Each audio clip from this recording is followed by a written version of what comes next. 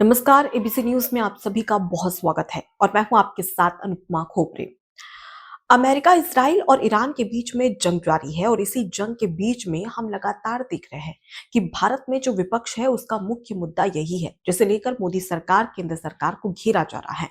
सबसे खास तौर पर एलपीजी गैस सिलेंडर की किल्लत और डीजल पेट्रोल की किल्लत को लेकर भी राहुल गांधी ने मोदी सरकार को जिम्मेदार ठहराया और जमकर निशाना साधा और बताया कि किस तरीके से मोदी सरकार जो विदेश कूटनीति है उसमें असफल साबित हुई है।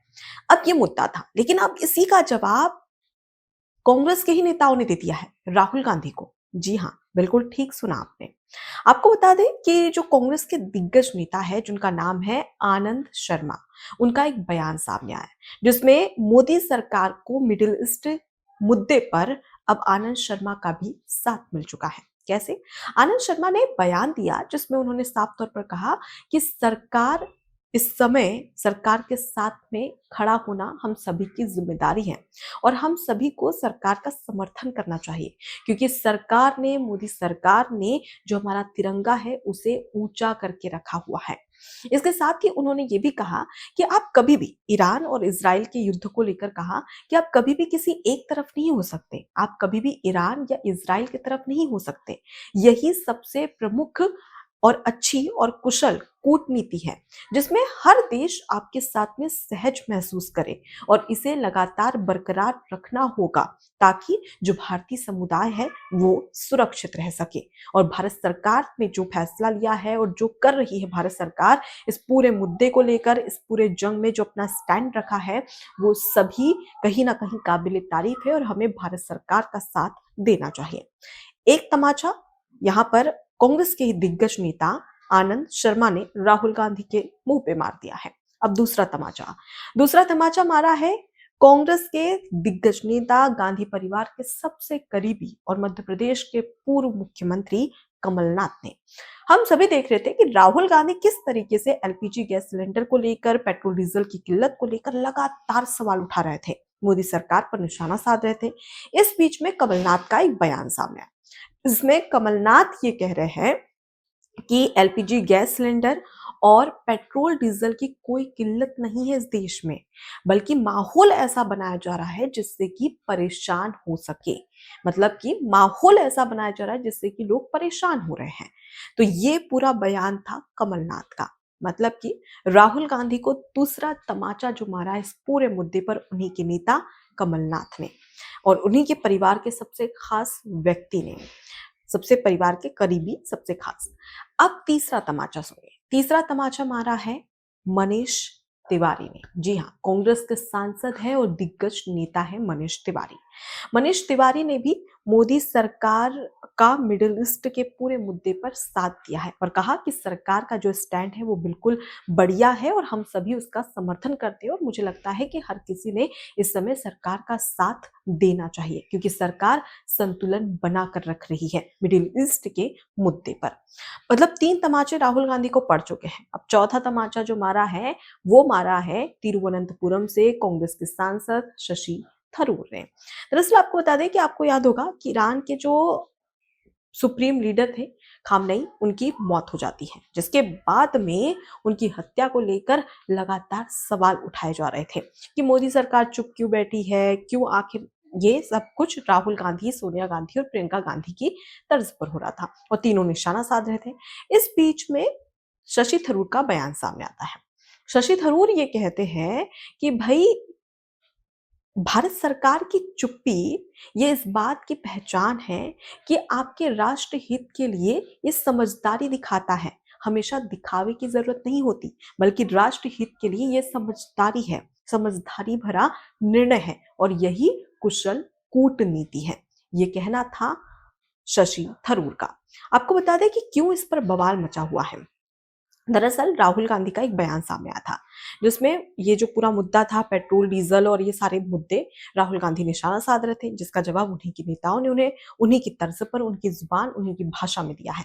लेकिन इससे पहले जब मिडिल ईस्ट के जो प्रमुख है, प्रमुख लीडर खामनेई, उसकी मौत हो जाती है, जिसके बाद में राहुल गांधी कहते हैं कि भारत सरकार चुप क्यों है, प्रधानमंत्री नरेंद्र मोदी चुप क्यों है। जिसके बाद वो ये कहते हैं कि एक राष्ट्र प्रमुख का सुप्रीम लीडर मर चुका है और उस की हत्या का क्या प्रधानमंत्री समर्थन करते हैं? क्या चुप है मतलब कि ये समर्थन कर रहे हैं? इस तरीके की बातें राहुल गांधी कहते हैं। सोनिया गांधी तो बाकायदा पत्र लिख देती है और ये कहती है कि ये हमारी भारत की विदेश नीति की जो विश्वसनीयता है उस पर सवाल खड़े करने जैसा है, क्योंकि भारत सरकार चुप्पी साधे हुए है। प्रियंका गांधी का भी बयान सामने आता है। प्रियंका गांधी तो साफ तौर पर ये कहती है कि भैया हमारी संवैधानिक और लोकतांत्रिक प्रक्रिया परंपरा है और जो सिद्धांत है मूल्य है उस पर तीखा हमला है, क्योंकि भारत सरकार चुप बैठी है। हालांकि भारत सरकार इस पर दुख जताती है, ऐसा नहीं है, लेकिन कहते हैं ना कि विपक्ष के पास कोई तो मुद्दा होना चाहिए और उसी मुद्दे पर अब सोनिया गांधी, प्रियंका गांधी और राहुल गांधी खुद घिरते नजर आ रहे हैं, क्योंकि उन्हीं के नेता अब उन्हीं का साथ देते हुए नजर नहीं आ रहे हैं। देखिए, हमेशा ये कहा जाता है कि जब भी देश की बात आती है और पार्टी की बात आती है तो पार्टी आपकी सेकेंडरी है और देश आपकी प्राथमिकता होता है। और यही कमलनाथ, उसके साथ ही आनंद शर्मा और उसके साथ ही कांग्रेस के दिग्गज नेता और कांग्रेस के सांसद मनीष तिवारी और शशि थरूर जैसे तमाम जो दिग्गज नेता हैं, उन्होंने ये प्रूफ कर दिया है कि पार्टी से भी आगे है देश और इस समय देश के साथ खड़ा होना ज्यादा जरूरी है, ना कि राजनीति और पार्टी के साथ। यहाँ पर कहीं ना कहीं ये एक सीख देता है नेताओं के बयान से कि हमेशा आपके लिए आपकी प्राथमिकता आपका देश होना चाहिए, क्योंकि देश सर्वोपरि है, उसके बाद में पार्टी आती है। अब यहाँ पर राहुल गांधी का क्या रिएक्शन होगा ये देखना दिलचस्प होगा।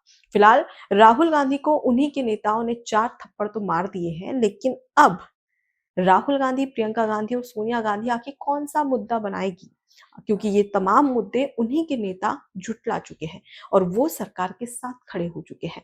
तो मतलब साफ है कि इस बार भी कहीं ना कहीं मुद्दा विहीन विपक्ष होता हुआ नजर आ रहा है।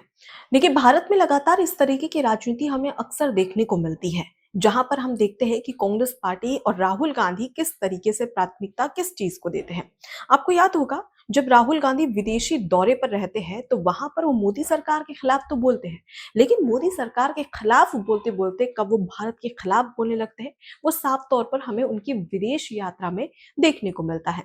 कभी वो भारत की अर्थव्यवस्था को गिरी हुई अर्थव्यवस्था बताते हैं तो चुनाव आयोग, जबकि पूरी दुनिया में जो हमारा देश है वो सबसे बड़ा लोकतांत्रिक देश है, लेकिन विदेश जाकर ये कहते हैं कि भाई ईवीएम में खराबी है और गलत तरीके से वोटिंग हो रही है। मतलब कि सीधे तरीके से लोकतंत्र पर सवाल खड़े कर देना। और सिर्फ ये सिर्फ बची कुची बातें नहीं, बल्कि इससे भी कई बड़े हमले विदेश की धरती पर राहुल गांधी हमारे देश पर करते हैं। लेकिन सवाल यहाँ पर यही है कि राहुल गांधी अगर खुद को एक सच्चा देशभक्त मानते हैं तो क्या उन्हें बैठकर ये सोचने की जरूरत नहीं है कि जब राजनीति की बात आती है और जब देश की बात आती है तो राजनीति से पहले देश को प्राथमिकता दी जाती है। शायद राहुल गांधी के जो नेता है वो तो इस बात को बेहतर तरीके से समझते हैं, लेकिन शायद राहुल गांधी इस बात को नहीं समझ रहे हैं, प्रियंका गांधी इस बात को नहीं समझ रही है, सोनिया गांधी इस बात को नहीं समझ रही है। अगर ये तीनों आज समझते तो इस तरीके के हालात भारत देश में उन्हीं के नेता उन्हीं के खिलाफ नहीं बोलते। अब इससे कहीं ना कहीं कांग्रेस पार्टी की किरकिरी तो हो रही है, क्योंकि अब उनके नेता उनके खिलाफ बोल रहे हैं और मोदी सरकार के पक्ष में बोल रहे हैं। अगर यहाँ पर देखा जाए तो एक सच्चा देशभक्त यही करता, क्योंकि अगर देखिए, अगर एक अच्छी कूटनीति होती है तो कूटनीति यही कहती है कि भाई तमाम जो देश है उन सभी से आपके मित्रतापूर्ण संबंध होने चाहिए, क्योंकि कहा जाता है कि कब कहाँ पर कौन कैसे काम आ जाता है कहा नहीं जा सकता, इसलिए सभी से अच्छे संबंध होना बेहद जरूरी है। और इसी को एक कुशल कूटनीति कहा जाता है जिस पर भारत सरकार चल रही है। लेकिन राहुल गांधी को ये बात हजम नहीं हो रही है और यही वजह है कि राहुल गांधी लगातार सरकार को ये कह रहे थे कि भाई ईरान का साथ क्यों नहीं दिया जा रहा है, या फिर ये कहा जा रहा था कि प्रधानमंत्री नरेंद्र मोदी ईरान के प्रमुख जो लीडर है खामनेई की मौत पर चुप्पी क्यों साधे हुए हैं।